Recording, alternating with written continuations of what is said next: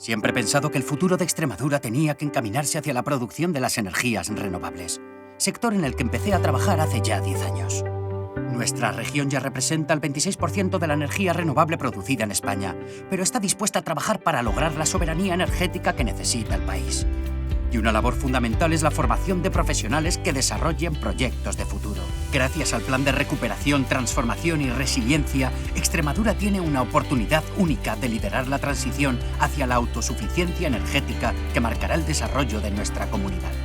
Este plan traza la hoja de ruta para la modernización digital de la administración pública y de la economía extremeña, para la transformación hacia un modelo productivo sostenible, igualitario, integrador y competitivo, para la cohesión social y territorial, y sobre todo, para que Extremadura afronte los retos y las oportunidades del futuro. Extremadura con Europa. Un impulso, una persona.